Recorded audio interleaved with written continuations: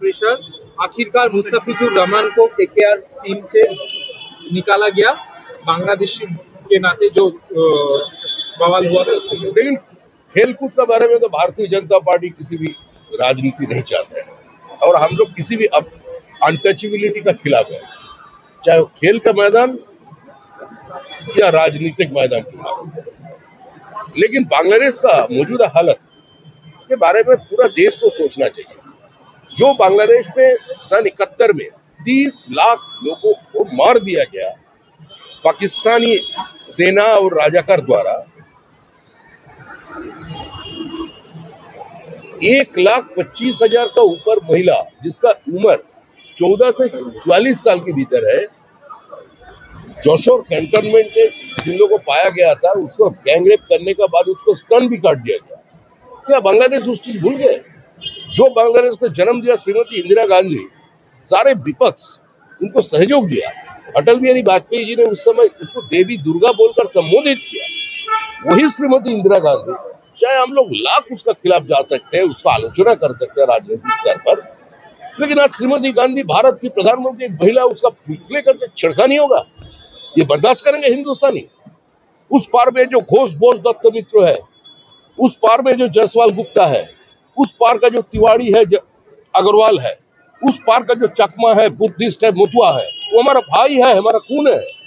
अब उसको साथ उसका परिवार का साथ छेड़खानी कर रहे हैं, उसका बीबी बेटियों को उठा के ले जाकर जबरन शादियां रचा रहे हैं। आप उधर मंदिर तोड़ रहे हैं, उधर रविन्द्रनाथ टैगोर का पुतला भी फाड़ दिया, उसका पूरा घर को ध्वस्त कर दिया। ये योगी आदित्यनाथ का जो वहाँ आपका मठ है, वो मठ अब मिट्टी में मिला दिया पूरा। सुनील गंगोपाध्याय हमारा मशहूर नॉवेलिस्ट, उसका भी पूरा मकान को ध्वस्त कर दिया। सत्यजीत राय उसका मकान तोड़ दिया। तो क्या चल रहा है बांग्लादेश में?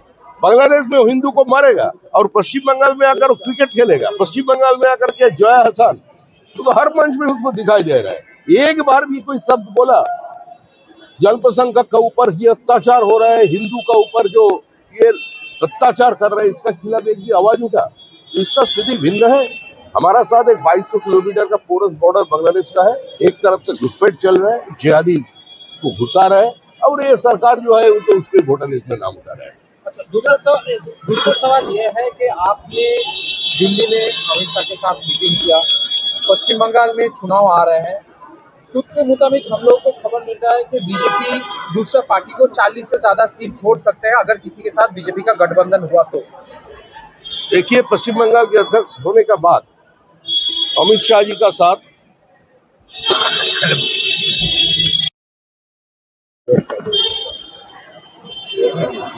देखिए पश्चिम बंगाल के अध्यक्ष बनने के बाद अमित शाह जी का साथ मेरा ज्यादा देर कभी बैठक नहीं हुआ, 1:1। तो इस बार जो उन्होंने आए थे कलकत्ते में, उन्होंने हमको 2 तारीख को बुलाया, हम उसका घर गया, आधा घंटा हमारा बातचीत हुआ। दूर दूर तक वो फुल प्रूफ सिस्टम है, उधर कोई नहीं था, ना उसका कोई सेक्रेटरी, ना फोटोग्राफर, कोई नहीं।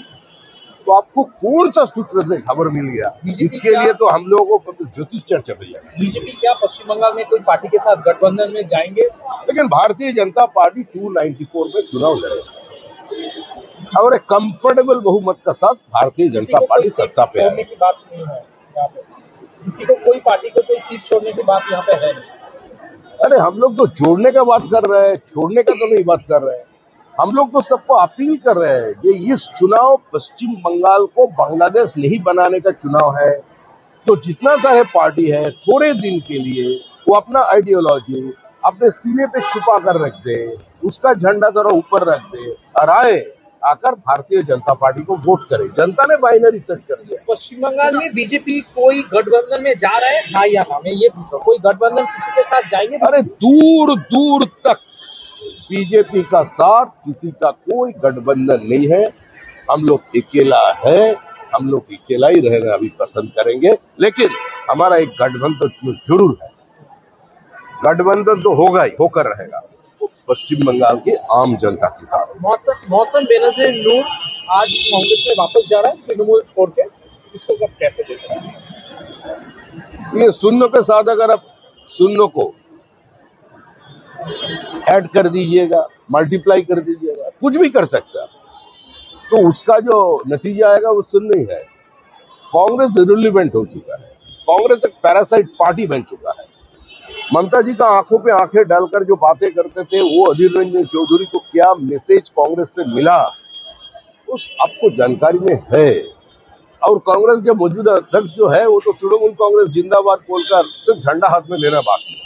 तो ऐसा स्थिति में कांग्रेस का कोई जा रहा है और कौन किसका साथ जोड़ रहा है, इसका कोई मतलब नहीं है। आखिरी सवाल। कल से ममता बनर्जी, इस बार गंगा सागर मुद्दा है, चुनावी मुद्दा है गंगा सागर। ममता बनर्जी कल सागर जा रही है, वहां पे ब्रिज का उद्घाटन भी करेंगे और कुछ शिलान्यास भी करेंगे।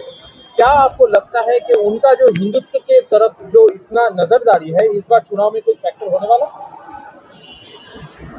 देखिए, गंगोत्री से गंगा सागर तक एक ही सरकार बनेगा, वो नरेंद्र मोदी का डबल इंजन सरकार।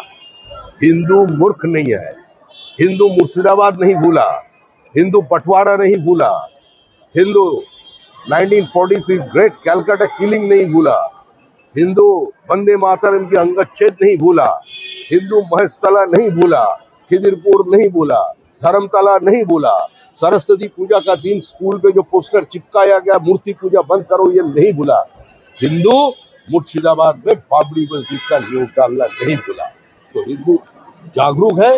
और ये पश्चिम बंगाल जिसका जन्म 1947 30 जून को हुआ था, उसमें जैसे पूरा कांग्रेस का हिंदू एमएलए श्यामा प्रसाद मुखर्जी का सब शामिल हो गया था, ज्योति बसु, रतनलाल ब्रह्मन, ये सारे लोग आकर वोट दिया था। ऐसा ही आज पश्चिम बंगाल में सारे हिंदू एक है। ये पोलराइजेशन का बातें हम नहीं कर रहे हो, it's a question of survival. ये आत्मरक्षा के लिए और पश्चिम बंगाल को बांग्लादेश नहीं बनाना देने के लिए सब लोग कोटिबद्ध है और एकजुट है। इस सरकार को उखाड़ कर फेंकेंगे। আমাদের ভিডিও ভালো লাগলে লাইক এবং শেয়ার করুন, কমেন্ট সেকশনে গিয়ে জানান আপনাদের মতামত। আরও ভিডিও পেতে আমাদের চ্যানেল সাবস্ক্রাইব করুন এবং প্রতি মুহূর্তে খবরের আপডেট পেতে প্রেস করুন বেল আইকন।